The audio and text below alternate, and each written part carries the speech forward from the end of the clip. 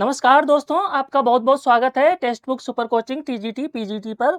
दोस्तों हम D triple S B PGT geography का पीवाईपी क्यू का आपका पोस्टमार्टम कर रहे थे। जो प्रीवियस ईयर क्वेश्चन है उनका पोस्टमार्टम कर रहे थे, उनको देख रहे थे कि किस तरह से एग्जाम में क्वेश्चन पूछे जाते हैं और 2021 में किस तरह से पैटर्न पूछा गया था। तो उसके हमने ऑलरेडी बहुत सारे क्वेश्चन कर लिए हैं और ये हमारा लास्ट पार्ट है। ठीक है, ये हमारा फिफ्थ पार्ट है। इसमें हम 221 से लेकर आपका 280 तक क्वेश्चन देखेंगे और इसी के साथ हमारे जो डिसिप्लिन 9 है वो कंप्लीट हो जाएगा। तो देर ना करते हुए देखते हैं कि जो हमारा डिसिप्लिन 7 है इसके हम क्वेश्चन 7, 8 एंड 9 डिसिप्लिन तक इसके क्वेश्चन सॉल्व करने का प्रयास करेंगे। तो देर ना करते हुए शुरू करते हैं। पहला क्वेश्चन आपका स्क्रीन पर ये दिख रहा होगा कि आर्थिक संरचना में चतुर्थक क्षेत्र की गतिविधियों में निम्नलिखित शामिल होता है। यहाँ पे पूछा गया है कि क्वाटरनरी सेक्टर जो है, क्वाटरनरी सेक्टर है यानी कि प्राथमिक क्रियाकलाप, द्वितीयक क्रियाकलाप और चतुर्थक और पंचम क्रियाकलाप भी होते हैं। तो इसमें क्या शामिल है? तो पहला है गुड्स एंड सर्विसेज, कृषि, विनिर्माण, अनुसंधान एवं सूचना। तो जो वस्तु एवं सेवाएं हैं ये आपका शामिल होता है तीसरे क्रियाकलाप में। जो कृषि है ये आपका प्राइमरी सेक्टर में आ जाएगा और जो मैन्युफैक्चरिंग है ये आपका सेकेंडरी सेक्टर में आ जाएगा। और जो रिसर्च एंड इंफॉर्मेशन है इससे संबंधित जो क्रियाकलाप है थोड़ा जिसमें सूचना और प्रौद्योगिकी शामिल है वो हो जाएगा आपका चतुर्थक क्रियाकलाप यानी कि क्वाटरनरी सेक्टर में आ जाएगा। और कुछ हाई डिसीजन मेकिंग जो काम होते हैं, जैसे आपके बहुत सारी संस्थाएं हैं अंतर्राष्ट्रीय, वहां पर जो लोग बैठे हैं जो डिसीजन लेते हैं वो आपका पंचम क्रियाकलाप में आ जाएगा। इसके बारे में थोड़ा विस्तार से जान लेते हैं। बेसिकली आपने पढ़ा होगा कि primary sector, secondary sector and tertiary sector, प्राथमिक क्रियाकलाप, द्वितीय क्रियाकलाप और तृतीय क्रियाकलाप। ठीक है, सेकेंडरी में क्या आ जाएगा? मैन्युफैक्चरिंग इंडस्ट्री आ जाती है यानी कि प्रोसेसिंग वाला जितना भी पार्ट है, बी संस्करण या बी निर्माण से संबंधित। प्राइमरी में क्या है? एग्रीकल्चर है, डेयरी है, फिशिंग है, फॉरेस्ट्री है। ठीक है, ये सारी चीजें जो है जो नेचर से डायरेक्ट जुड़ी होती है वो आपका प्राइमरी क्रियाकलाप है। टर्सरी में क्या है? इसको सर्विस सेक्टर भी बोलते हैं, लेकिन इसका और भी क्लासिफिकेशन होता है जिसमें आपका क्वाटरनरी यानी कि चतुर्थक क्रियाकलाप और पंचम क्रियाकलाप क्वाइनरी। ठीक है, अब जो क्वाटरनरी सेक्टर है इसमें नॉलेज बेस्ड एक्टिविटी होती है, जैसे हम भी आपको पढ़ा रहे हैं, ये आपका चतुर्थक क्रियाकलाप में आएगा जो भी एडटेक सेक्टर है। ठीक है, क्वाटरनरी सेक्टर में क्या है? इंटेलेक्चुअल बेस्ड माइक्रो एक्टिविटी होती है, माइक्रो एक्टिविटीज होती है जो डिसीजन मेकिंग पर आधारित होती है। ठीक है, तो इस तरह से इसका विभाजन किया गया 5 क्षेत्रकों में। ओके, अगले प्रश्न पर चलते हैं। अगला प्रश्न क्या है कि किस देश ने अपनी जनसंख्या वृद्धि को हतोत्साहित करने के लिए एक बच्चे की नीति अपनाई, यानी कि वन चाइल्ड पॉलिसी किसने अपनाई? इसका बहुत ही इजी सवाल है ये, और ये अपनाई थी चाइना ने। चाइना ने कब अपनाई थी? 1979 और 80 में इस पॉलिसी को अपनाया। पॉपुलेशन बहुत ज़्यादा बढ़ रही थी और इसने अभी क्या किया है? इसने अभी इसको 2016 में इसको क्या कर दिया? निरस्त कर दिया। अब 2 चाइल्ड पॉलिसी लेकर आया है चाइना। ठीक है, इसका कारण है कि जब वहां पर वन चाइल्ड पॉलिसी अपनाई गई तो अभी क्या है, एजिंग ऑफ पॉपुलेशन जो एक फिनोमेना है ज्योग्राफी में, वो बहुत समस्या गंभीर हो गई। वहां पर जो बच्चे थे या यंग थे उन पे जो डिपेंडेंट पॉपुलेशन है, जो ज्यादातर क्या है, जो बूढ़े लोग हैं, लोग बूढ़े होते गए, बूढ़े लोगों की संख्या अधिक हो गई जवान लोगों से। तो क्या होगा, एक बहुत ज्यादा वहन करना पड़ गया सरकार को सोशल सिक्योरिटी में, सोशल वर्क में। ठीक है, इन सारी चीजों में। तो अभी उन्होंने क्या किया, इस चीज को मॉडिफाई किया और 2 चाइल्ड पॉलिसी लेकर आए। इसको कब खत्म किया है? 2016 में। ठीक है, अगला प्रश्न क्या है? अगला प्रश्न कहता है निम्नलिखित में से कौन सा कारक किसी क्षेत्र की कृषि को प्रभावित नहीं करता है? Which of the following factor does not influence the agriculture of any region? किसी भी क्षेत्र की कृषि व्यवस्था को प्रभावित नहीं करता है। तो पहला क्या? लैंड टेनेंसी, भूमि काश्तकारी बिल्कुल प्रभावित करता है। अधिक उपज देने वाली किस्में यानी कि हाई यील्डिंग वैरायटी बिल्कुल प्रभावित करता है। जो हमारे यहाँ ग्रीन रेवोल्यूशन आया था उनमें इनका बहुत योगदान था। आज भी हाई यील्डिंग वैरायटी सीड्स का इस्तेमाल किया जाता है। तीसरा है विरासत और चौथा है टोपोग्राफी। टोपोग्राफी का बहुत अहम रोल रहता है कि टोपोग्राफी डिसाइड करती है कि किसी रीजन में कौन सी फसल उगाई जाएगी। जैसे आपके जो चाय के बागान होते हैं वो आपके पर्वतीय क्षेत्र में होते हैं जहाँ पे सीढ़ीदार खेती होती है। वहीं आपका फ्लड प्लेन वाला एरिया होता है वहाँ पे आपकी धान की खेती होती है। ठीक है, तो ये सारी चीजें हैं। लेकिन जो तीसरा है विकल्प कि इनहेरिटेंस, विरासत कृषि को प्रभावित नहीं करती है। विरासत और चीज़ों को प्रभावित करती है, लेकिन कृषि का पैटर्न क्या होगा, उसका स्वरूप क्या होगा, कौन सी उपज होगी, कितनी उत्पादकता होगी, इन सारी चीज़ों को विरासत कभी भी प्रभावित नहीं करती है। तो तीसरा विकल्प हमारा सही उत्तर हो जाएगा। ठीक है, अगले प्रश्न पर चलते हैं। 224 प्रश्न कहता है कि यूरेनियम के पहले 3 प्रमुख उत्पादक। जब ये 2021 में क्वेश्चन पूछा गया था, तब के संदर्भ में ये प्रश्न है कि पहले 3 प्रमुख उत्पादक कौन से हैं। तो यहाँ पे आप देख सकते हैं कि दक्षिण कोरिया, जापान, उज्बेकिस्तान, इनका नंबर नहीं आता। ब्राजील, न्यूजीलैंड, फ्रांस ये भी नहीं होगा। आइसलैंड, नॉर्वे, भारत ये भी नहीं होगा, क्योंकि यूरेनियम के उत्पादक पूछे गए। यहाँ पे यूरेनियम का जब बात होती है तो कनाडा, ऑस्ट्रेलिया, कजाकिस्तान की बात होती है। तो ये हमारा सही उत्तर हो जाएगा, कनाडा, ऑस्ट्रेलिया एंड कजाकिस्तान। ठीक है, ये fourth option is right option. इसके बारे में विस्तार से देख लेते हैं कि अभी वर्तमान में जो टॉप प्रोड्यूसिंग कंट्री जो है, यूरेनियम के उत्पादक देश है, वो कौन कौन से। तो नंबर 1 पे आपका चल रहा है कजाकिस्तान, दूसरे नंबर पे कनाडा, तीसरे पे नामीबिया। ठीक है, ध्यान रखिएगा, नामीबिया कहीं सीन में नहीं है, लेकिन यहाँ पे दिया गया है। ठीक है, और चौथे नंबर पे आपका है ऑस्ट्रेलिया। ऑस्ट्रेलिया फोर्थ पे भले हो, लेकिन रिजर्व के हिसाब से, भंडारण के हिसाब से कि यूरेनियम के भंडार सबसे ज्यादा कहाँ पाए जाते हैं, तो वो ऑस्ट्रेलिया में ही पाए जाते हैं। प्रोडक्शन एक अलग चीज हो गई, लेकिन भंडार एक अलग चीज हो गई, रिजर्व का होना अलग बात है। ठीक है, तो अब देख लेते हैं रिजर्व कहाँ सबसे अधिक है। तो यहाँ पे दिख रहा होगा 1.7 मिलियन टन। ठीक है, कितना, 1.7 मिलियन टन जो रिजर्व है वो ऑस्ट्रेलिया में है। रिजर्व की जब बात आएगी तो नंबर 1 पे ऑस्ट्रेलिया है, दूसरे नंबर पे आपका कजाकिस्तान है। ठीक है, क्या है, कजाकिस्तान है, दिख रहा होगा आपको। ठीक है, कनाडा आपका थर्ड नंबर पे है, और उज्बेकिस्तान आपका फोर्थ नंबर पे है। नामीबिया भी है, नाइजर भी है, नामीबिया भी है, देख रहे हो आप। यूक्रेन का भी नंबर आता है, चाइना भी है। तो ये 3-4 कंट्री जो है, ऑस्ट्रेलिया नंबर 1 पे, कजाकिस्तान सेकंड नंबर पे, कनाडा आपका थर्ड नंबर पे है। ठीक है, नामीबिया भी है इसमें सीन में। ठीक है, और रेस्ट ऑफ द वर्ल्ड कितना है, 524 के। ठीक है, इस तरह से हम इसको देख सकते हैं। ठीक है, अगले प्रश्न पर चलते हैं। अगला प्रश्न कहता है कि प्रतिगामी जनसंख्या जब एक ग्राफ पर आलेखित की जाती है तो उत्पादित करती है, यानी कि जो रिग्रेसिव पॉपुलेशन है, यानी कि घटती हुई जनसंख्या की बात की गई। किसकी बात की गई, घटती हुई जनसंख्या की। ठीक है, तो उसका पिरामिड कैसे बनेगा। बेसिकली क्वेश्चन सिंपल तरीके से समझ सकते हैं कि अब जब किसी देश की घटती हुई जनसंख्या है तो उसका पिरामिड कैसा होगा। क्या कॉन्वेक्स पिरामिड होगा, ब्रॉड बेस्ड पिरामिड होगा, रेगुलर टेपरिंग पिरामिड होगा, या नैरो बेस्ड पिरामिड होगा। ठीक है, जो आपका एज एंड सेक्स को दर्शाने वाली जो पिरामिड है उसकी बात की गई है। तो इसका उत्तर होगा नैरो बेस्ड। उसका जो आधार होगा वो नैरो होगा। ठीक है, और जिसका ब्रॉड बेस्ड होता है तो वहां पे क्या होता है, जनसंख्या वृद्धि अधिक होती है।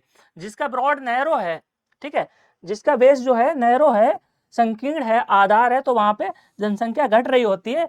और जिसका आधार बिल्कुल बराबर है, वहां पे क्या है, जो ग्रोथ रेट है वो शून्य होता है। ठीक है, इसको यहाँ पे समझ सकते हैं, ये रैपिड ग्रोथ है, क्योंकि यहाँ पे क्या है, जो बेस जो है वो ब्रॉड बेस है, जो आधार है वो विस्तृत है, जबकि यहाँ पे क्या है, आधार है संकीर्ण है। ठीक है, तो यहाँ पे क्या निगेटिव ग्रोथ है।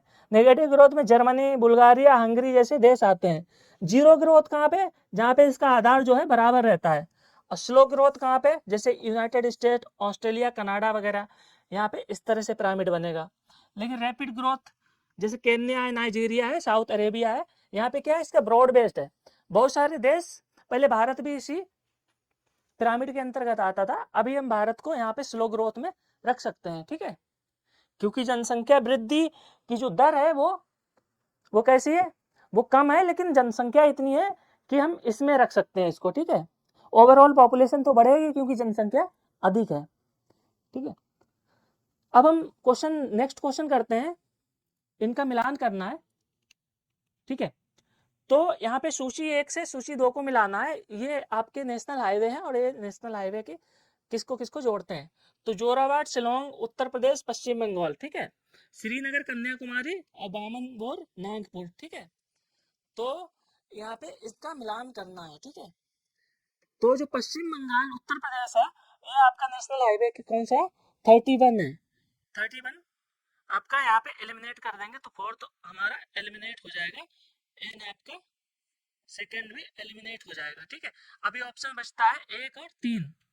ठीक है, तो अभी क्या है, जोराबाट और शिलोंग, ये आपका नेशनल हाईवे नंबर 6 है, ठीक है, क्या है आपका 6 है, सॉरी इसका जो उत्तर होगा आपका, इसका उत्तर हो जाएगा आपका फोर्थ ऑप्शन, ठीक है, उत्तर प्रदेश ये आपका थर्ड नंबर पे है, बी का 3, सॉरी बी का 3 हो गया, ए का आपका 2 हो गया, ठीक है, और आपका जो सी का है, सी आपका हो जाएगा 47, ठीक है, अब बामन बोर ये आपका मिला हुआ है, ठीक है, तो हमारा राइट आंसर क्या हो जाएगा, राइट आंसर हो जाएगा हमारा फोर्थ नंबर, ठीक है, ध्यान रखिएगा क्या हो जाएगा आपका फोर्थ नंबर।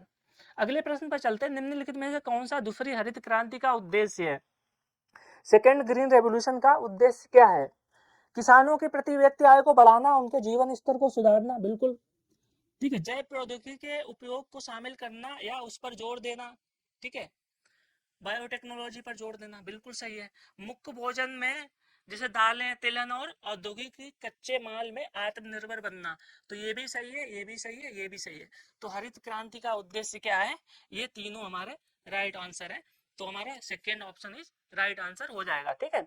अगले प्रश्न पर चलते हैं कि model of urban morphology concentric zone theory किसने दी थी, तो कॉन्सेंट्रिक जोन थ्योरी जो दी थी वो E.W. वर्गीस ने दी थी।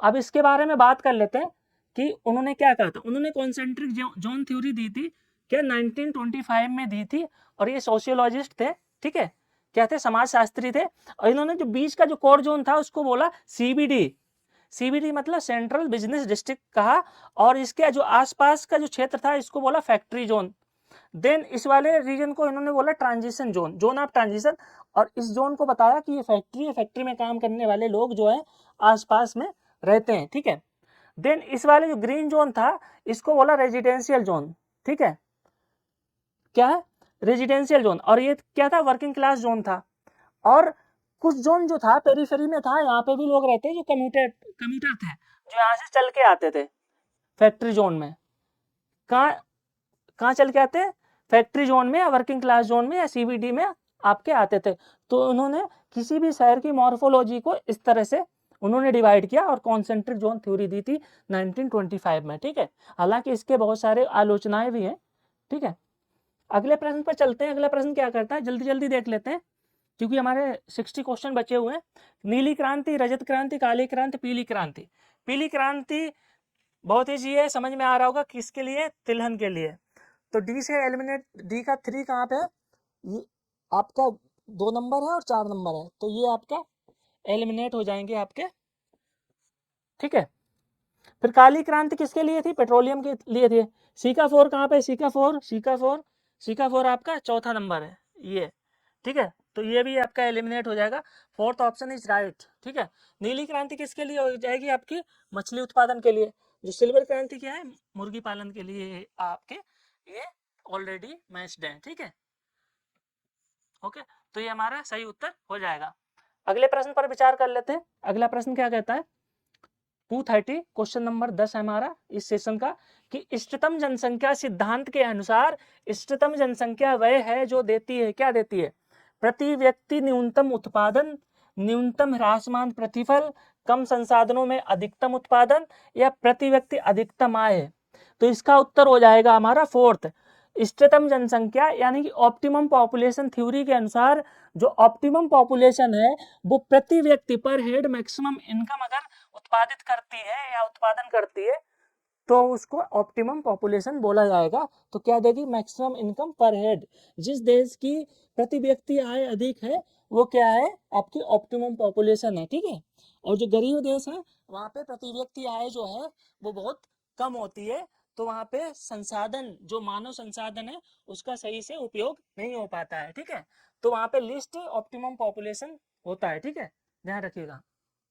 अगला प्रश्न क्या कहता है कि 2016 के यूएनओ अनुमानों के अनुसार निम्नलिखित में से देशों का कौन सा समूह उनकी जनसंख्या के आरोही क्रम में सही ढंग से अनुक्रमित है, यानी कि पॉपुलेशन के हिसाब से आरोही क्रम में कौन से देश हैं, ब्राजील, इंडोनेशिया, बांग्लादेश, चीन, ठीक है, इंडोनेशिया, संयुक्त राज्य अमेरिका, भारत, चीन, बांग्लादेश, रूस, चीन, संयुक्त राज्य अमेरिका, ठीक है, तो देखो ये एलिमिनेट हो जाएगा क्योंकि चीन की जनसंख्या है संयुक्त राज्य अमेरिका से ज्यादा है, तो ये आपका एलिमिनेट हो जाएगा, इधर क्या चीन और भारत, क्या भारत की जनसंख्या चीन से अधिक है? नहीं है, तो ये भी आपका एलिमिनेट हो जाएगा।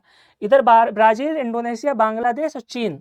इंडोनेशिया की जनसंख्या बांग्लादेश से अधिक है, तो ये भी आपका एलिमिनेट हो जाएगा। यहाँ पे क्या, इंडोनेशिया, संयुक्त राज्य अमेरिका, भारत और चीन। तो यहाँ पे ऑप्शन से ही आप तुक्का लगा सकते हैं कि इंडोनेशिया, यूनाइटेड स्टेट, इंडिया और चाइना जो है ये आपका सही क्रम दर्शाता है। ठीक है, अब यहाँ पे देख लेते हैं कि 10 most populated country in the world 2015 के अनुसार।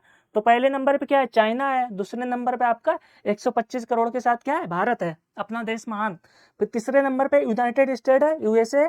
थर्ड नंबर पे आपका इंडोनेशिया है, तो यहीं से आपका उत्तर निकल के आ जाता है। ये चारों विकल्प आपको दिख रहे होंगे।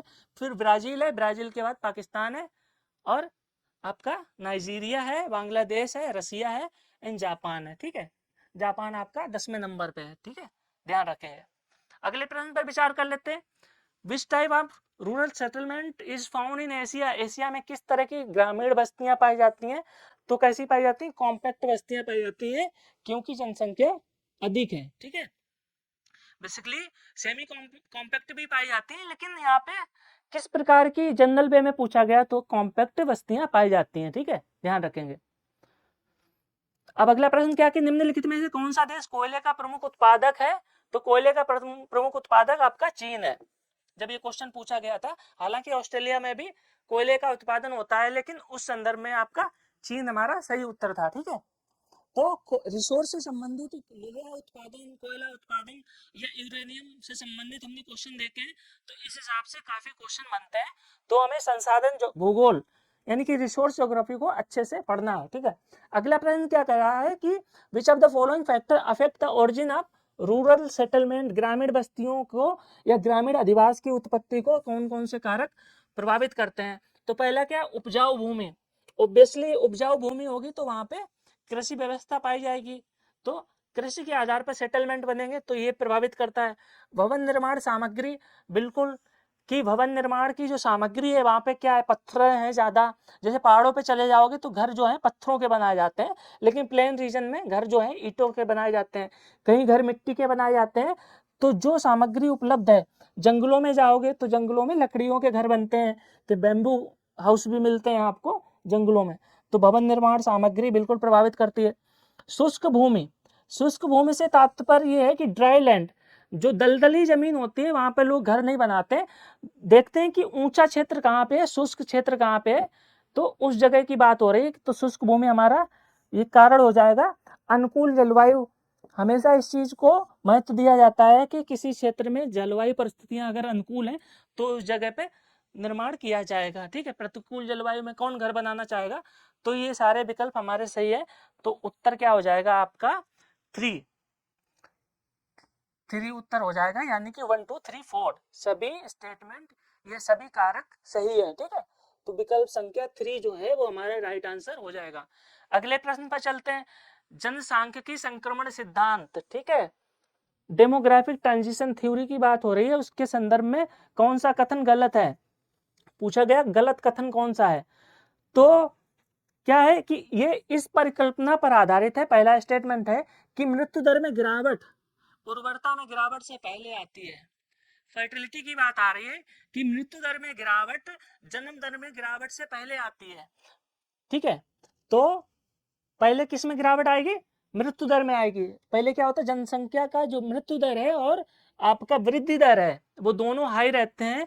फिर कहीं ना कहीं विकास परिस्थितियां होती हैं, चिकित्सा होता है, विज्ञान के कारण क्या होता है, जो मृत्यु दर में गिरावट आती है लेकिन जन्म दर उच्च बनी रहती है, इसका कहने का तात्पर्य है। तो ये हमारा सही हो जाएगा स्टेटमेंट, तो ये सही स्टेटमेंट है। दूसरा क्या, this theory was developed by, किसके द्वारा, W S. Thomson and Frank W. Notestein द्वारा इसको प्रतिपादित किया गया था, मूल रूप से पेश किया गया था।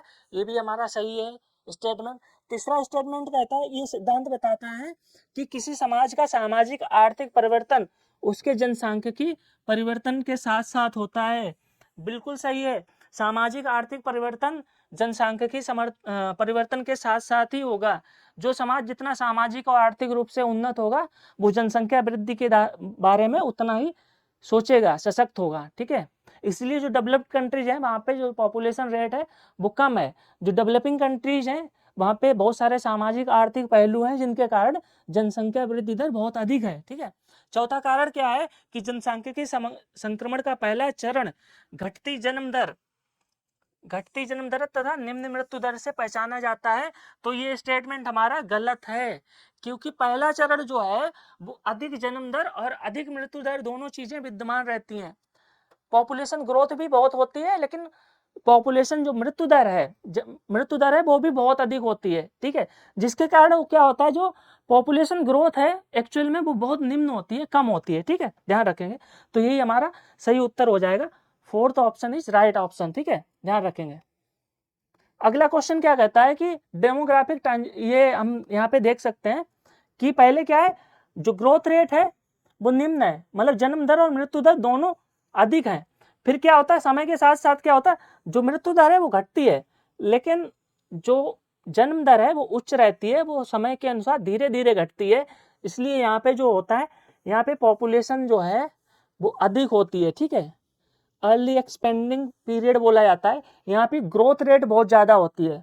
ग्रोथ रेट क्यों ज्यादा होगी, क्योंकि जो जन्म दर है वो तो अधिक है लेकिन मृत्यु दर कम हो गई है। लेकिन इस फेज में क्या है, ग्रोथ रेट कम होती है। फिर आता है थर्ड स्टेज, जहां पर क्या होता है, आपका जो बर्थ रेट है वो घटता है और डेथ रेट भी घटता है, लेकिन स्लो पेस से। ठीक है, फिर एक समय आता है जब दोनों मृत्यु दर और जन्म दर दोनों निम्न होती है, तो ये होती है लो स्टेशनरी स्टेट।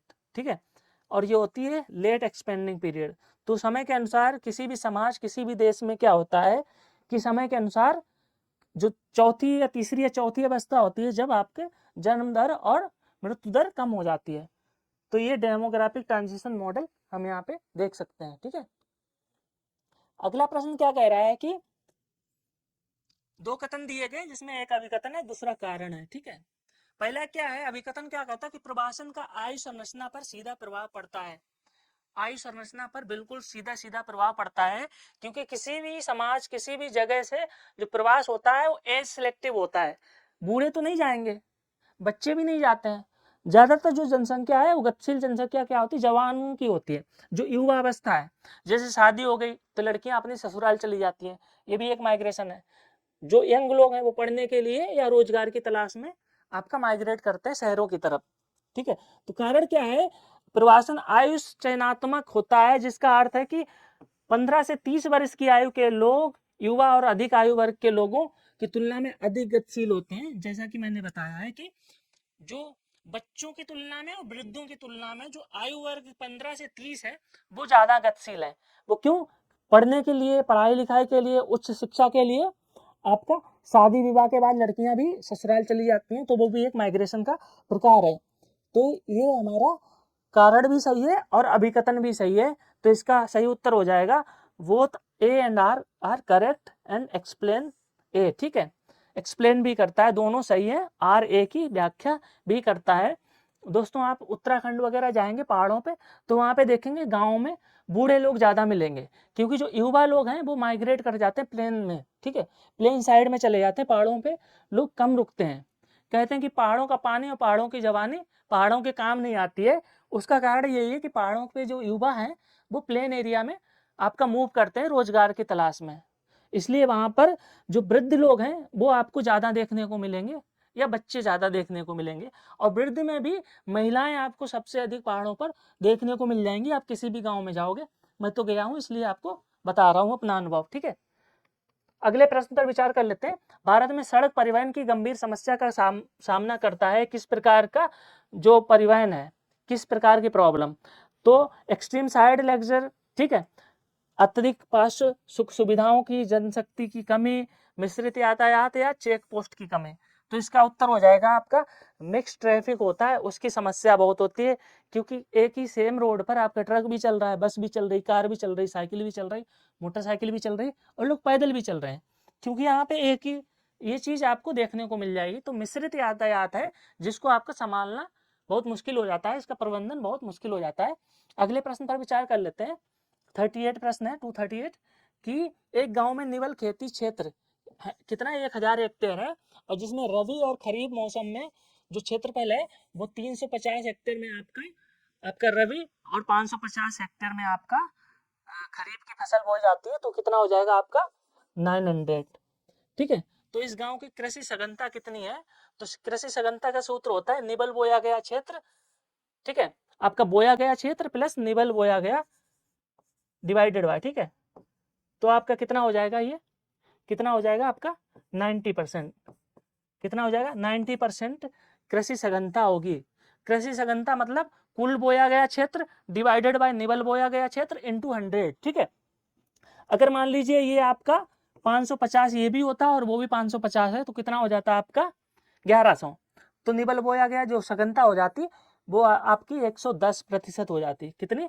110% हो जाती। ठीक है, अगले प्रश्न पर विचार कर लेते हैं। विश्व की जनसंख्या की वृद्धि दर में किस वर्ष के बाद तेजी आई?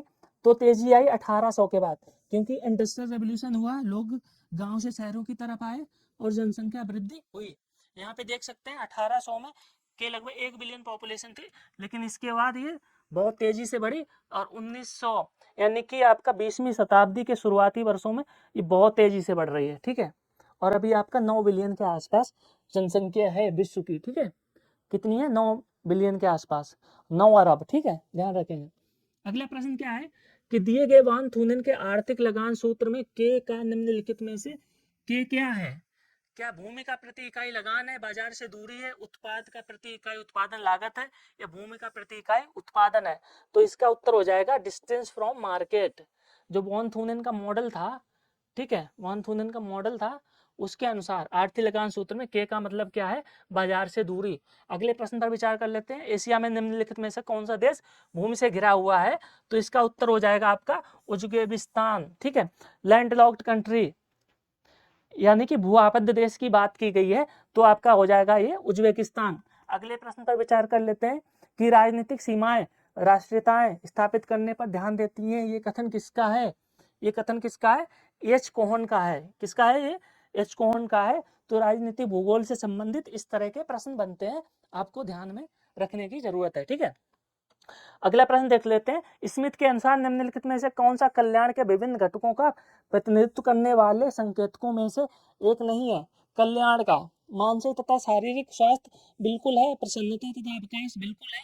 प्रसन्नता ही नहीं रहेगा तो कल्याण क्या होगा? सामाजिक व्यवस्था बिल्कुल है, सामाजिक संरचना जैसी होगी, लेकिन जो कल्चरल तत्व है ये नहीं है, और यही हमारा राइट आंसर हो जाएगा। ठीक है, यही हमारा राइट आंसर हो जाएगा, क्योंकि सामाजिक जो घटक होते हैं वो प्रभावित करते हैं सामाजिक कल्याण को, लेकिन जो कल्चरल सांस्कृतिक तत्व हैं वो अलग अलग होते हैं। ठीक है, वो प्रभावित नहीं करते हैं। ठीक है, अगला प्रश्न क्या कहता है? निम्नलिखित में से संचयी वायुमंडलीय आपदा, वायुमंडलीय आपदा की बात की गई, क्यूमुलेटिव क्यूमुलेटिव एटमॉस्फेरिक डिजास्टर की बात की गई है, तो कौन सी है, किस श्रेणी में आता है? क्या हीट वेव है, अर्थक्वेक है, वेल न्यूट्रिशन है यानी कि सुपोषण है, न्यूक्लियर वार है? तो ये न्यूक्लियर वार है, ये आपका मानव जनित आपदा है। सुपोषण क्या है आपका? ये प्रदूषण के कारण है। भूकंप क्या है आपका? प्राकृतिक आपदा है। ठीक है, तो ये भी वायुमंडलीय आपदा नहीं है। जो हीट वेव है, हीट वेव कैसी है? वायुमंडलीय आपदाओं के अंतर्गत आती हैं। किसके अंतर्गत आती हैं? आपकी प्राकृतिक आपदाएं तो हैं ही, लेकिन ये वायुमंडलीय दशाओं पर निर्भर करती हैं, हीट वेव्स। ठीक है, कोल्ड वेव, हीट वेव, ये क्या हो गई आपकी? क्यूमुलेटिव वायुमंडलीय आपदाएं हो गई, यानी कि संचयी वायुमंडलीय आपदाएं हो गई। ठीक है, अगले प्रश्न पर विचार कर लेते हैं कि किसी विशेष समुदाय या समूह की किसी विशेष आपदा के प्रति संवेदनशीलता का विचार होता है। कैसा विचार होता है? सोशल यानी कि सामाजिक आरक्षितता। ठीक है, भौतिक आरक्षितता, क्षेत्रीय आरक्षितता, वैश्विक आरक्षितता। तो ये कहता कैसा होता है? सामाजिक आरक्षितता होता है, यानी कि सोशल रूप से ये सुवेद होते हैं, वल्नरेबल होते हैं। ठीक है, कोई भी समाज, जैसे कोई भी आपदा आती है, मान लीजिए किसी फैक्ट्री में आग लग गई, या फैक्ट्री में मान लीजिए भोपाल में जो त्रासदी हुई थी, तो जो आसपास के लोग थे, जो वर्कर लोग थे, गरीब लोग, फैक्ट्री के आसपास कौन लोग रहते हैं? लेबर क्लास रहता है, तो वो सबसे ज्यादा सुवेद होंगे, वो सबसे ज्यादा संकट में होंगे, बजाय कि अमीर लोग जो दूर रहते हैं फैक्ट्री से। तो ये क्या दर्शाता है? ये सामाजिक स्ट्रेटिफिकेशन दर्शाता है, सामाजिक वर्गीकरण। ठीक है, यानी कि सामाजिक स्थिरीकरण। तो सामाजिक रूप से जो कमजोर लोग होंगे वो ज्यादा सुवेद होंगे किसी भी आपदा के प्रति। ठीक है, तो अगले प्रश्न पर विचार कर लेते हैं। निम्नलिखित में से कौन सा चक्रवात की आंख के अभिलक्षणों में से एक नहीं है? कि characteristic of I of cyclone, cyclone की आई के संदर्भ में सही नहीं है। तो विंड आर फीवल, पवन क्षीण होती है, बिल्कुल सही है। बारिश की कमी होती है आंख में, बिल्कुल सही है। ठीक है, आमतौर पर आंख सूखी होती है, बिल्कुल सही है, क्योंकि ये चक्रवात की बात की गई है। जो आसपास की जगह होती है वो आपकी मॉइस्चर होती है। मॉइस्चर क्या, क्योंकि लो प्रेशर एरिया क्रिएट होता है, लेकिन अत्यधिक नमी जो होती है आंख में वो नहीं होती है। वो आपका प्रतिचक्रवातीय स्थितियों में ऐसा होता है कि आंख में, आंख जो होती है उसकी आई जो होती है, चक्षु है, वो आपका अत्यधिक नमी वाला होता है, वो आपका प्रतिचक्रवातीय स्थितियों में देखने को मिलता है। तो ये हमारा सही उत्तर हो जाएगा और यही गलत है आपका। ठीक है, अगले प्रश्न पर विचार कर लेते हैं कि मौसम विज्ञान विभाग, भारतीय मौसम विज्ञान विभाग के अनुसार सूखा कब होता है? सूखा तब होता है जब 75% से बारिश कम होती है। 75% से भी कम बारिश होती है किसी भी स्थान पर, जो बारिश हो रही है उसके 75% से भी कम बारिश हो रही है, तो वो सूखे की स्थिति में आता है। ठीक है, अगला जो प्रश्न है कि मानव भूगोल के विद्यालयों में से संभववाद यानी कि पॉसिबिलिज्म के संदर्भ में निम्नलिखित कथनों में कौन सा कथन सही है? पहला क्या है आपका, जो संकल्पनाएं हैं वो क्या है? डिटर्मिनिज्म है, पॉसिबिलिज्म है और नियो डिटर्मिनिज्म है, यानी कि आपका संभववाद है। ठीक है, और डिटर्मिनिज्म क्या हो गया आपका? निश्चयवाद। आपका निश्चयवाद है, संभववाद है और नव निश्चयवाद। ठीक है, तीन अवधारणाएं हैं, तो उसके संदर्भ में पूछा गया, संभववाद की बात की गई। तो ये सिद्धांत मनुष्य को पर्यावरण में एक सक्रिय एजेंट के रूप में देखता है, बिल्कुल सही है। जो आपका डिटर्मिनिज्म है वहां पर क्या है, एनवायरमेंट इंसान पर हावी है, लेकिन जो पॉसिबिलिज्म है, संभववाद है, वहां पर इंसान पर्यावरण पर हावी है। लेकिन एक तीसरी संकल्पना भी है, नियो डिटर्मिनिज्म, जो बैलेंस से चलती है। ठीक है, मनुष्य उतना मतलब इन्फ्लुएंस ना करे पर्यावरण पर, तो दोनों का जो तालमेल होना चाहिए, उसको नियो डिटर्मिनिज्म की बात की गई है। तो ये कथन हमारा बिल्कुल सही है। सेकंड कथन क्या कहता है कि विडाल डी ला ब्लास जो है संभववाद दर्शन के कट्टर समर्थक थे, तो बिल्कुल सही है।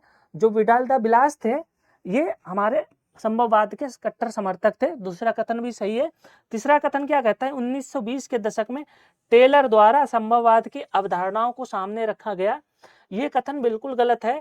जो ग्रिफिथ टेलर थी, ठीक है, इन्होंने एक संकल्पना को जन्म दिया था जिसका नाम है नियो डिटर्मिनिज्म, नव निश्चयवाद। ठीक है, क्या बोलेंगे, नव निश्चयवाद। तो तीसरा कथन हमारा गलत हो जाएगा और इसलिए पहला और दूसरा हमारा सही है। ठीक है, पहला और दूसरा कथन सही है, इसलिए विकल्प नंबर 2 जो है वो राइट आंसर हो जाएगा। ठीक है, अगले प्रश्न पर चलते हैं। दक्षिण पूर्व एशिया में थाईलैंड तथा भारत चीन में फ्रांसीसी क्षेत्र के बीच एक बफर कटिबंध है, बफर जोन था। जो ब्रिटिश एम्पायर था, ब्रिटिश एम्पायर ही आपका बफर जोन का काम करता था। ठीक है, ये हमारा सही उत्तर हो जाएगा। अगले प्रश्न पर जल्दी जल्दी चलते हैं। यदि जीएक्स किसी राज्य का जी स्केल मान है तो दिए गए सूत्र में आर एक्स क्या दर्शाता है? आर एक्स क्या दर्शाता है? Area of country. R X क्या दर्शाता है? Area of country. ठीक है, इसको पढ़ लेंगे, ये हमारा फोर्थ ऑप्शन सही होगा। अगला प्रश्न क्या है, निम्नलिखित में से कौन सा भौगोलिक सीमा निर्माण का अंतिम चरण है? Last stage of geographical boundary making. Geographical boundary making का लास्ट चरण क्या है आपका? सीमांकन, डिमार्केशन। अगर भारत पाकिस्तान के बीच सीमा का निर्धारण करना हो तो उसको क्या बोलेंगे? सीमांकन। लेकिन यहाँ पे एक विकल्प और है, डिलिमिटेशन। डिलिमिटेशन क्या है दोस्तों? अपने ही देश में जो राजनीतिक सीमाओं का निर्धारण, जैसे किसी स्टेट की सीमा निर्धारित करना या किसी लोकसभा क्षेत्र की, विधानसभा क्षेत्र की सीमा का निर्धारण, कि इस लोकसभा क्षेत्र में कौन कौन से गांव, कौन कौन सी जनसंख्या आएगी, कितना क्षेत्र आएगी, तो उसको बोलते हैं परिसीमन। जैसे अभी जम्मू कश्मीर का परिसीमन चल रहा है। ठीक है, क्या बोलेंगे? परिसीमन। परिसीमन किसी भी राज्य में हो सकता है समय अंतराल के अनुसार और जनसंख्या के अनुसार डिलिमिटेशन हो सकता है, लेकिन इस प्रश्न का उत्तर क्या हो जाएगा आपका? सीमांकन। ठीक है, भौगोलिक सीमा का निर्धारण। अगला प्रश्न क्या कहता है, 252 प्रश्न जो है, एक तरफ जो थ्योरी दी गई है और उनके प्रतिपादक दिए गए। तो रिमलैंड सिद्धांत, हार्टलैंड मॉडल, समुद्र शक्ति अवधारणा, वायु शक्ति अवधारणा, और इधर उनके प्रतिपादक दिए गए। तो रिमलैंड थ्योरी के प्रतिपादक कौन थे? आपके स्पाइकमैन। जो रिम होता है उसमें क्या होते हैं? स्पाइक्स होते हैं, तो ऐसे याद रख लो। हार्टलैंड मॉडल किसने दिया था? आपका मैकिंडर ने। जो मैकिंडर थे उन्होंने आपका हार्टलैंड मॉडल दिया था। समुद्र शक्ति अवधारणा और वायु शक्ति अवधारणा। ठीक है, समुद्र कैसा होता है? बहुत विशाल होता है, यानी कि महान होता है। तो अल्फ्रेड थायर जो महान है, इन्होंने समुद्र शक्ति की अवधारणा दी थी, और वायु शक्ति की अवधारणा अलेक्जेंडर पीडी सेवरेस्की। तो सवेरे सवेरे जब जाओगे तो जो वायु कैसी होगी, फ्रेश होगी। तो वायु शक्ति की अवधारणा किसने दी थी, सेवरेस्की ने दी थी। तो आप मिला लीजिए कौन सा हमारा उत्तर हो जाएगा, जो डी है यानी कि विकल्प चौथा है वो हमारा सही उत्तर हो जाएगा। तो सवेरे सवेरे वायु कैसी होती है, फ्रेश होती है। ठीक है, महान कौन है, समुद्र महान है। ठीक है, जो स्पाइक होते हैं वो किसमें होते हैं, रिम होते हैं, साइकिल के पहिए में ना स्पाइक लग गए। ठीक है, ऐसे याद कर लीजिए। और हार्टलैंड वाला पता ही होगा आपका, हलफोर्ड मैकिंडर। ठीक है, तो इस तरह से ये भी प्रश्न बनता है, जो भी प्रतिपादक है, जो भी सिद्धांत है ज्योग्राफिकल थॉट में, उस तरह से एक प्रश्न आपका बन के आता है। अगला प्रश्न क्या है, निम्नलिखित में से कौन सा बाढ़ के कारणों में से नहीं है, कौन सा कारण नहीं है।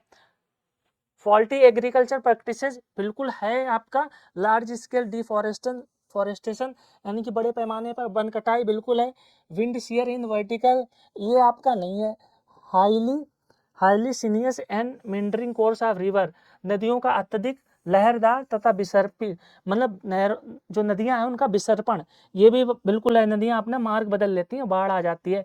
लेकिन विंड शियर इन वर्टिकल ऊर्ध्वाधर में पवन का अवरूपण, ये कोई कारण नहीं है, पवन जो है बाढ़ से संबंधित नहीं है। ठीक है, तो यही हमारा सही उत्तर हो जाएगा। ठीक है, ये हमारा सही उत्तर हो जाएगा।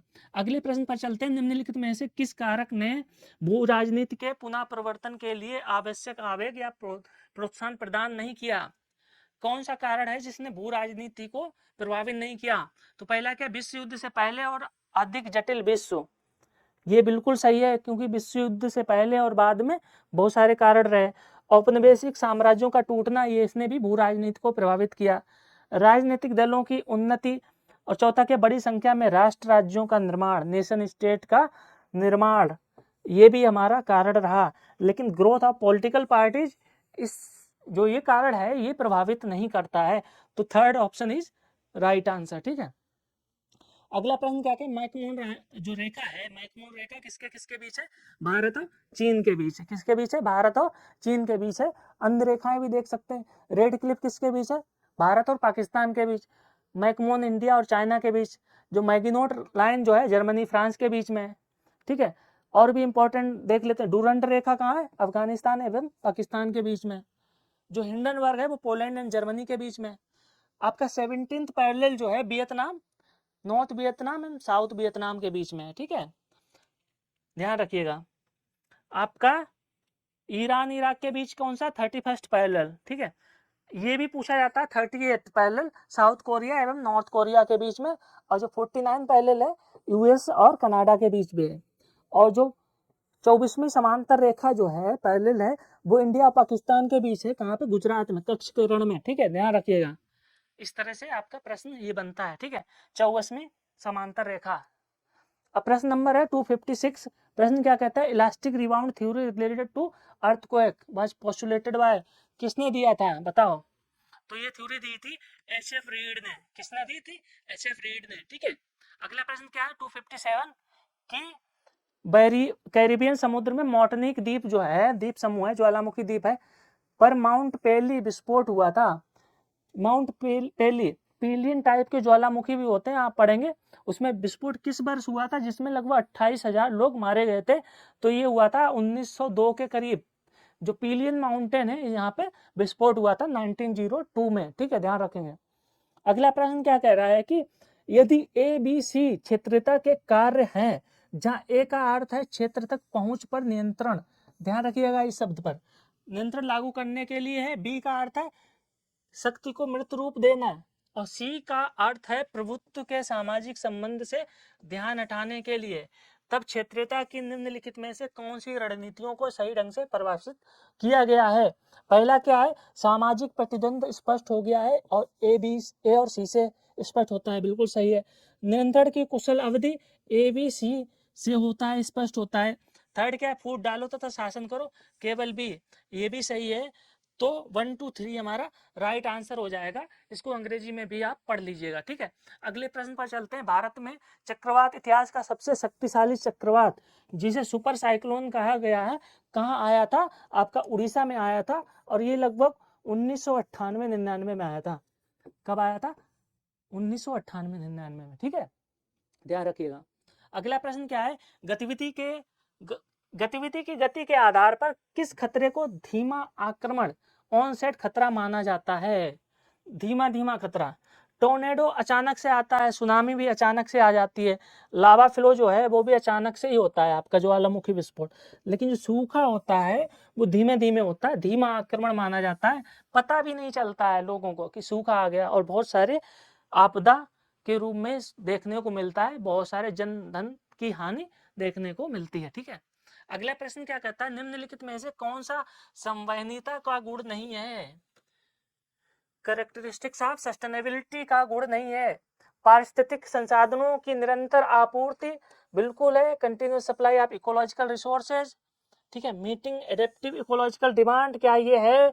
नहीं है। मेंटेनिंग इकोलॉजिकल बैलेंस, बिल्कुल है। इकोलॉजिकल फंक्शन, बिल्कुल है। पारिस्थितिकी कार्य या फंक्शन चलते रहने चाहिए, लेकिन डिमांड जो है, डिमांड पूरी करना, अनुकूल पारिस्थितिक मांगों को पूरा करना, ये नहीं है। अगर आप मांग पूरा कर देंगे तो इम्बैलेंस हो जाएगा किसी भी इकोसिस्टम में, तो दूसरा ऑप्शन नहीं है, और यही हमारा सही उत्तर है, ठीक है। अगले प्रश्न पर चलता है, निम्नलिखित में से कौन सा शंक्वाकार मानचित्र प्रक्षेपण के गुणों में नहीं है? ठीक है, दीज आर नॉट ऑर्थोमॉर्फिक प्रोजेक्शन, ठीक है। दूसरा क्या कहता है, scale is accurate with standard collimator, मानक समांतरकों के साथ स्केल सही होता है, बिल्कुल सही है। All parallelogram are arc and concentric circle, बिल्कुल सही है, क्योंकि ये ध्रुवों पर जाकर मिलते हैं, ठीक है, इस तरह से ये जो प्रक्षेपण है, ठीक है। The pole represented as arc और पॉइंट, जो ध्रुव है वो पॉइंट के रूप में दर्शाए जाते हैं, ये भी बिल्कुल सही है। तो तीसरा भी सही है, चौथा भी सही है, लेकिन पहला गलत है। ये ऑर्थोमॉर्फिक प्रोजेक्शन होते हैं, ये अपने स्थानीय मान के अनुसार होते हैं, जबकि ऐसा बोला गया कि नहीं होते हैं, ठीक है। अगला क्या है, अल नीनो दक्षिणी दोलन से संबंधित है। किससे संबंधित है? क्योंकि increase in normal ocean temperature, जब समुद्र के तापमान में वृद्धि हो जाती है, सामान्य तापमान में वृद्धि हो जाती है, यानी कि जो हम्बोल्ट की धारा का विकास होता है पेरू की जलधारा के स्थान पर, पेरू की जलधारा कैसी है? ठंडी है, और हम्बोल्ट की जलधारा कैसी है? गर्म है, ठीक है। तो जो रिवर्स हो जाता है, ठंडे की जगह गर्म जलधारा का विकास होता है, उसी की बात कही गई है यहाँ पे, ठीक है। तो ए इज राइट आंसर, यानी कि first one is right answer. अगला प्रश्न क्या कहता है, निम्नलिखित में से कौन सा साक्ष्य वैश्विक ऊष्मन के अनुक्रमिक वृद्धि के सिद्धांत का समर्थन नहीं करता है? कौन सा साक्ष्य? महाद्वीपीय हिमनदों का पिघलना, बिल्कुल सही है। समुद्र के स्तर में वृद्धि होना, बिल्कुल सही है। जो परमाफ्रॉस्ट क्षेत्रों का पिघलना है, बिल्कुल सही है। लेकिन वर्षा का स्थिर पैटर्न, कैसा पैटर्न? स्टेशनरी पैटर्न, ये नहीं सही है। अगर यहाँ पे होता है कि वर्षा का अस्थिर पैटर्न, तो ये सही होता, तो यही हमारा सही उत्तर है, यही हमारा सही उत्तर है, जो समर्थन नहीं करता है। क्या नहीं करता? समर्थन नहीं करता है। अगले प्रश्न पर चलते हैं, 65, 15 क्वेश्चन बचे हैं। पुश ब्रूम, ठीक है, क्रम वीक्षण यानी स्कैनिंग ऑपरेशन सबसे पहले निम्नलिखित में से किस उपग्रह में किया गया था? तो स्पॉट 1 उपग्रह जो था, इसमें किया गया था आपका पुश ब्रूम स्कैनिंग ऑपरेशन, ठीक है, ध्यान रखिएगा। अगले प्रश्न पर चलते हैं कि माइक्रोमीटर से छोटे विशिष्ट पदार्थ को संभालने के लिए किस विधि का प्रभावी ढंग से प्रयोग किया जाता है? माइक्रोमीटर से भी कम छोटे पदार्थ को, तो इलेक्ट्रोस्टैटिक प्रेसिपिटेटर का उपयोग इसमें किया जाता है। इसका उत्तर आपका एक है, ठीक है। अगला प्रश्न क्या, निम्नलिखित में से किसे कण वायु प्रदूषक नहीं माना जाता है? कण वायु प्रदूषक, तो आपका जो ग्लिसरॉल है, इसको आपको नहीं माना जाता। परागकण जो होते हैं, ये भी कण वायु प्रदूषक होते हैं। एरोसोल जो होते हैं, ये भी होते हैं। जो सूत है, ये भी आपका कण वायु प्रदूषक होते हैं। ये पार्टिकुलेट मैटर होते हैं तीनों। तो पहला ऑप्शन हमारा सही है, ठीक है। हाँ, 10 मिनट और लगे हैं। अगला प्रश्न क्या है, 268 है कि ये आपका सम्मेलन दिए गए और ये ईयर दिया गया। तो मॉन्ट्रियल प्रोटोकॉल, संयुक्त राज्य प्रथम पृथ्वी सम्मेलन की बात की गई है, प्रथम विश्व जलवायु सम्मेलन और कॉप 10। अगर आपको कॉप 10 पता है तो इसका उत्तर आसानी से दे सकते हैं, ठीक है। तो आपका डी का क्या है? पहला, तो ये भी एलिमिनेट हो गया, ये भी एलिमिनेट हो गया, ये भी एलिमिनेट हो गया, तो पहला उत्तर हमारा सही होगा, ठीक है। प्रथम विश्व जलवायु सम्मेलन कब हुआ था आपका? कब हुआ था आपका? इसका हो जाएगा आपका 79 में, ठीक है। मॉन्ट्रियल प्रोटोकॉल का हुआ था 87 में, और जो पृथ्वी सम्मेलन है वो आपका 92 में हुआ था, ठीक है, ध्यान रखिएगा। जल्दी जल्दी करते हैं, 10 क्वेश्चन बचे हैं। 269 का निम्नलिखित में से कौन सा एक लघुमान मानचित्र नहीं है? स्मॉल स्केल मानचित्र नहीं है। जो स्थलाकृतिक मानचित्र ये भी है, भूमि पार्शल मानचित्र ये भी है, बस्ती मानचित्र ये भी है, लेकिन एटलस मानचित्र जो है यहाँ पे क्या है, इसमें हम पूरे विश्व को दर्शाते हैं, तो जो इसकी स्केल है वो मिनी होती है, कम होती है, ठीक है। जितना बड़े एरिया को दिखाएंगे उसकी स्केल जो होगी वो कैसी होगी, कम होगी। अगर हम छोटे एरिया को दिखाएंगे उसकी स्केल कैसी होगी, बड़ी होगी, ध्यान रखिएगा, रिवर्स होता है। अगला प्रश्न क्या कहता है, भारत में गरीबी के संदर्भ में निम्नलिखित कथनों में से कौन सा सही है? कौन सा सही है? तीव्र जनसंख्या वृद्धि को गरीबी के कारणों में से एक रूप में पहचाना जाता है, बिल्कुल सही है। भारत सरकार ने लोगों को खाद्य सुरक्षा सुनिश्चित करने के लिए सार्वजनिक वितरण प्रणाली पीडीएस सिस्टम की शुरुआत की, बिल्कुल सही है। गरीबी को उन्मूलन करने के लिए 2001 में एकीकृत ग्रामीण विकास कार्यक्रम IRDP को अपनाया गया, कब? 2001 में, बिल्कुल गलत है। इसको इंदिरा गांधी के टाइम में 79 में अपनाया गया था। किसने नारा दिया था, गरीबी भगाओ, इंदिरा गांधी ने, तो ये गलत है। तो हमारा पहला और दूसरा सही हो जाएगा स्टेटमेंट, ठीक है, ध्यान रखिएगा। अगला क्या, निम्नलिखित में से किस स्थिति में सेंसर रिमोट एक स्पेक्ट्रम पर छोटी वस्तुओं को भी पता लगाने के लिए किया जाता है? जब रेजुलेशन क्या होता है, स्पेशल रेजुलेशन हाई होता है, तब छोटी से छोटी वस्तु का भी पता लगा सकते हैं किसी भी उपग्रह में, ठीक है, ध्यान रखिएगा। तो इसका उत्तर हो जाएगा आपका 2। अगला प्रश्न क्या कहता है कि निम्नलिखित में से किस क्षेत्र में निष्क्रिय माइक्रोवेव सुदूर संवेदन का प्रयोग किया जाता है? पैसिव माइक्रोवेव रिमोट सेंसिंग में, किसके लिए? ओशियनोग्राफी के लिए, समुद्र विज्ञान में इसका प्रयोग किया जाता है, ठीक है, पैसिव माइक्रोवेव रिमोट सेंसिंग का, ठीक है। बाकी जो ऊपर की सतह है उसके लिए आपका एक्टिव रिमोट सेंसिंग का प्रयोग किया जाता है, ठीक है। अगला प्रश्न क्या कहता है, 73, अधिकतम ओजोन घनत्व कहाँ होता है? आपका होता है 20 से 25 किलोमीटर की ऊंचाई पर, और ये होता है आपका स्ट्रेटोस्फीयर। क्या होता है आपका? स्ट्रेटोस्फीयर, यानी कि समताप मंडल, ठीक है, ध्यान रखिएगा, समताप मंडल। अगला प्रश्न क्या कहता है, कैडस्ट्रल मानचित्र को निरूपित करने वाले मानचित्र हैं। तो जो भूमि संपत्ति या भूमि के खंड इसको जो दर्शाते हैं, इसको कैडस्ट्रल मानचित्र से दर्शाते हैं, ध्यान रखिएगा, ठीक है। अगला क्वेश्चन क्या है, भोपाल गैस ट्रेजेडी के बारे में बात की गई है। तो मिथाइल आइसोसाइनाइड जो था, इसके द्वारा ये गैस लीक हुई थी, ठीक है, जो भोपाल त्रासदी हुई थी, ठीक है। अगला प्रश्न क्या है, नदी के पानी के बिंदु प्रदूषण में निम्नलिखित में से क्या शामिल होता है? किसमें? पॉइंट पोल्यूशन की बात की गई है, किसके द्वारा? पॉइंट पोल्यूशन, बिंदु प्रदूषण के बारे में बात की गई है। तो बिंदु प्रदूषण कब होता है? जब नदी नाले जो है नदी में गिरते हैं, जो नाले हैं, अर्बन सीवेज ड्रेन होता है, तब आपका पॉइंट पोल्यूशन होता है। मेल्टिंग स्नो नहीं होता है, सॉइल इरोजन कहीं भी हो सकता है, डिस्चार्ज या पॉल्यूटेंट फ्रॉम एग्रीकल्चर फील्ड कहीं भी हो सकता है, लेकिन जो अर्बन सीवेज होते हैं इसके द्वारा पॉइंट पोल्यूशन होता है, जहां पे गिरते हैं वहां पे प्रदूषण बहुत अधिक पाया जाता है, ठीक है। अगला क्वेश्चन क्या, निम्नलिखित किसी पौधे की सामान्य रूप से संकटग्रस्त प्रजातियों के लिए खतरा मान संख्या क्या होती है? क्या संख्या होती है? तो 6 से 10, कोई भी प्रजाति है उसकी मान संख्या 6 से 10 होती है। इसको यहाँ पे समझ सकते हैं। तो जो जितना इसके करीब होगा, ये 9 नंबर है, वो उतना ही संकटग्रस्त होगा, और जो इधर होगा उसको संकटग्रस्त नहीं होगा। जैसे लीस्ट कंसर्न है, नियर थ्रेटेंड है, ये क्या आपका वल्नरेबल है, ये इंडेंजर्ड है। जितना इधर भागेंगे उतना अधिक संकटग्रस्त होगा। क्रिटिकली इंडेंजर्ड, एक्सटिंक्ट इन वाइल्ड, मतलब जंगल में खत्म हो गया लेकिन जू वगैरह में है, और यहाँ पे क्या, एक्सटिंक्ट, खत्म हो गया, ठीक है।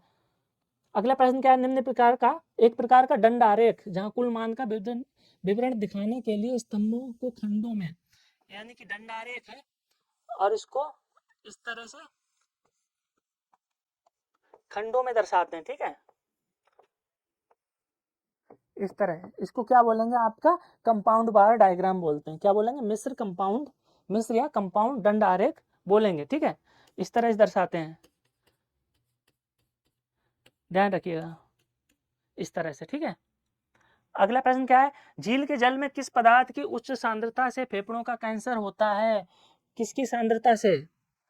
तो आपका जो आर्सेनिक है इसकी सांद्रता से, सॉरी, आपका एस्बेस्टोस है, इसकी सांद्रता से आपका फेफड़ों का कैंसर होता है।